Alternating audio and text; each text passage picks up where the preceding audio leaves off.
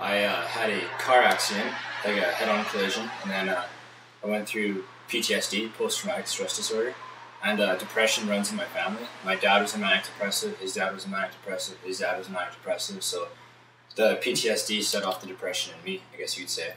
And then overnight I just changed, like I just hated life, like I couldn't be happy, and I started drinking, I guess, with my friends socially, and then that turned into smoking weed, and then next thing you know, I got a prescription for Oxycontin. I don't know if you're familiar with that. It's a synthetic form of heroin, basically. It's a painkiller because like morphine wasn't good enough. Like I'd get migraine headaches and be in the hospital for like 7 days on end with morphine and IV, and then they gave me the prescription for Oxycontin. Started taking those for about a year, and I found that it also helped with the depression too because it made me feel better. And then they decided to take me off the prescription because they stopped making Oxycontin. So I started buying them off friends, and that was pretty expensive. It was $80 a pill, and I was doing about 2 pills a day. And I introduced them to one of my good friends one night at a party, and I pushed it on him. He said no, and I pretty much forced it on him, and then got him to do it. He liked it, came back to me for more, and then next thing you know, he overdosed and died. And I took that pretty hard, and I got off of the pills for about a month and a half, and then my depression got worse and worse, headaches started to come back, and then I relapsed. I went through some major depression, some bad shit happened in my life, and I ended up going to the back of my work truck, tying up a bungee cord, and I jumped and I hung myself, and luckily enough, one of my friends had actually followed me home without me knowing it, and he walked in and found me hanging by my throat, and then he called my mom, and then him and my mom came in and pulled me down. And then I woke up in the hospital the next morning, and I was like, you know what, I was like, I don't want to live like this anymore. Like I was tired of just feeling like I was existing. Like I never felt alive since before my accident. And so I got locked up in a room at the hospital for 3 days, no communication with anyone, and then I got out, and I met up with my friend Andrew, who I got into drugs with in high school, and he's like, I'm in a recovery house, I think you should come in and do the program. And I said no first, but between him and my mom convincing me, I decided to come here.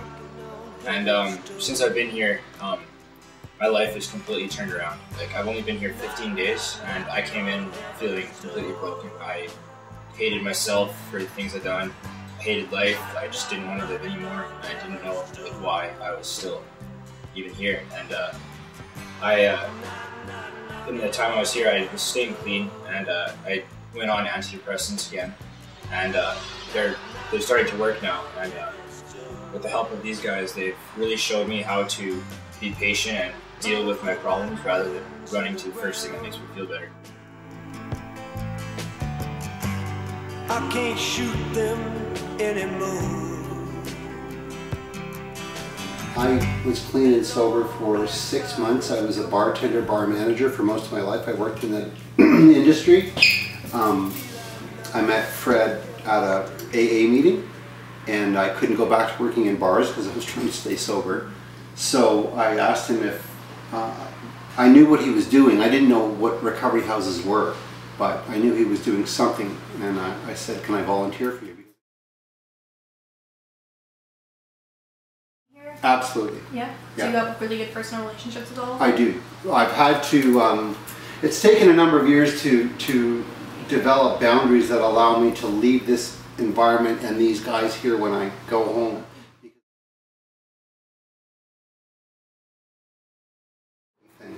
The provincial government has started a program called the Assisted Living Registry, and it is to weed out the places that are less reputable, where they're taking in addicts, taking their welfare checks, spending their money, not feeding them, not providing them with program.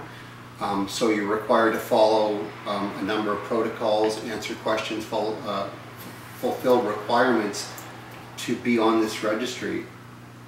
And these are things like sprinklers, property upgrades, proper, you know, even things simple like first aid kits. And windows that close. Windows that close. Yeah, windows that close. Another important aspect of our organization is the work we do with the homeless. And it's connected because there's a huge contingency.